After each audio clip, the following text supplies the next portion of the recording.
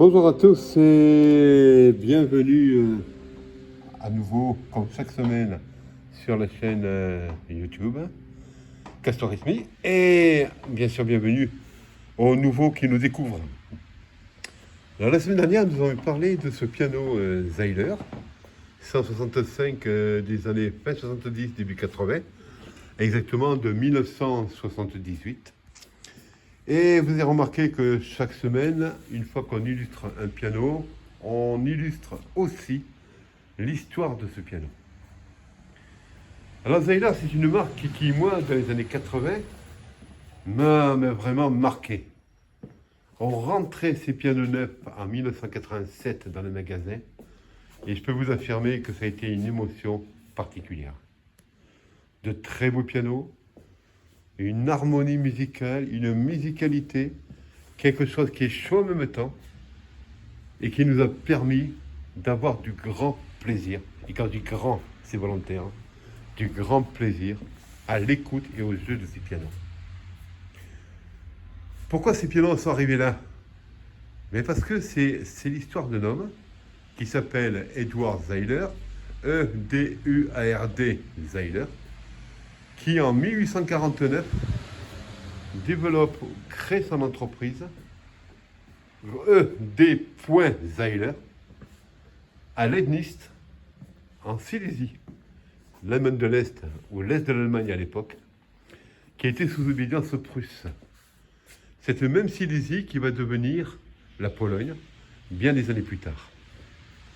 Alors la Silésie, c'est important. Pourquoi c'est important? Quand on parle de Silésie, on parle aussi de Basse-Silésie. La Basse-Silésie, c'est ce triangle qui est joint l'Est de l'Allemagne, la Tchécoslovaquie, ce qu'on appelle la Tchécoslovaquie à l'époque, la Tchéquie si vous voulez aujourd'hui, et la Pologne, ce qui était sous obédience prussienne, bien avant que la Pologne n'apparaisse, en tant qu'identité évidemment. 1849, c'est la création de cette entreprise. Et en même temps, 1849, c'est quand même un homme qui développe une connaissance particulière dans ce qu'on appelle la construction du piano. Il a compris l'interaction entre le cadre et le piano. Le cadre qui va assurer une certaine et une très belle musicalité en fonction de la conception du cadre et de la qualité du cadre. Vous vous rappelez, la semaine dernière, on a parlé sur la vidéo de ce cadre qui a une action importante sur le piano. Ça marche tant et si bien qu'il est reconnu par ses pairs. Ça marche tant et si bien qu'il est reconnu par les clients. Et ça marche tant et si bien que ses enfants, notamment le premier, l'aîné, va venir le rejoindre en 1869. Et le deuxième, Johannes, qui va le rejoindre 6 ans plus tard, de manière à ce que l'ensemble entreprise puisse fonctionner quelque chose de bien plus développé. C'est aussi la date à laquelle Edward Zeiler va décéder, 1875. Date qui va voir sa femme, Edwige Zeiler, prendre les commandes de l'entreprise. 20 ans durant lesquels l'entreprise va encore se développer considérablement. Date 1895 à laquelle Edwige Zeiler va démissionner et laisser la place à ses enfants qui vont développer la marque sous une autre marque, Ed.Zeiler, pianoforte fabrique. Tout est beau pour cette marque, tout est bon dans cette marque. La qualité des matériaux utilisés, la qualité de la musicalité, l'harmonie qui en découle, la chaleur du son. En même temps, cette marque n'est pas encore au bout de ses délivrances de beaux pianos. Ce n'est que le début, 1895, on arrive au XXe siècle, qui est un vrai tournant. Le premier quart de siècle va être extraordinaire en qualité musicale, encore plus, va être extraordinaire en clients qui vont donner de plus en plus confiance à la marque, et en même temps, 1928, qui est considéré comme l'année en chiffre d'affaires la plus importante de l'histoire de Zeiler. La guerre arrive, Seconde Guerre mondiale, et en Seconde Guerre mondiale, ou à la fin de la Seconde Guerre mondiale, beaucoup de choses ont changé. Les Russes, ou plutôt les Soviétiques, qui vont s'emparer notamment de la facture de Lenist. L'usine de Lenist est sous obédience, bien sûr, cette fois-ci, soviétique. Ce sont des marques comme Legnica, Kalizia, Betting, qui vont être installées dans cette facture de piano, qui sont ne serait-ce que les émoluments, en tout cas les restes de la marque Fubigère, qui elle aussi, bien sûr, a été, on va dire, mise sous obédience soviétique. Et c'est vrai que la facture Zeiler va perdre tous ces éléments de production.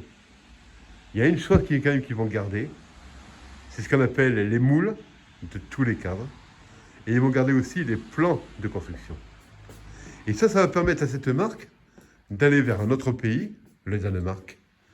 Et duquel Danemark, ils vont pouvoir s'installer en 1961 à Kissingen. Il est usage de comprendre que les pianos Zeiler, ce sont des pianos qui, jusque dans les années 1990-2000, ont gardé leur héritage. Parce qu'en 2008, cette marque s'est reprise par Samick. Non pas que Samick ne soit pas bon, loin de moi cette idée. Mais évidemment, même si on assure que la marque restera ses qualités, ben évidemment, il y a des intérêts économiques, il y a des intérêts stratégiques, il y a des intérêts géopolitiques, on va dire les choses comme ça, qui vont organiser la marque autrement. C'est vrai que Zeiler, quand même, assurera dans les années 2000 que la marque va toujours garder ses éléments de qualité. Et c'est vrai que les pianos récents Zeiler, Edouard Zeiler, c'est plus les Ed Zeiler, hein, c'est Edouard Zeiler, mais c'est vrai quand même qu'ils sont de qualité. Quand on entend un piano neuf Zeiler, on s'en rend compte que la qualité est là, parce que vous imaginez bien qu'à 59 000 euros, le piano qui fait 167 de long, bah, il faut quand même qu'il ait une certaine qualité dans tous les éléments. Matériaux, conception, réglage, tout ce qu'on peut proposer à une personne qui se veut exigeante en termes de piano. Les pianos, bien sûr, vont orienter leur production en deux parties. La première partie, c'est en Allemagne, toujours. Cette partie qui va permettre à ces pianos d'avoir une très belle conception de base. Et les pianos qui, d'un côté, seront faits en Indonésie à partir des années 2010, comme les pianos Johannes Zeiler. Johannes était bien sûr le prénom de la famille Zeiler dans les années 1870. On reprend ce prénom, non pas que le piano soit mauvais, attention, hein, loin de là, hein, mais les pianos sont un peu différents de la marque Zeiler. En souhaitant que tous ces éléments vous aient donné plaisir à écouter, en souhaitant que tous ces éléments vous aient donné envie à venir essayer ce piano. Passez une très belle journée ou très belle soirée, en fonction du moment auquel vous écouterez la vidéo. À bientôt.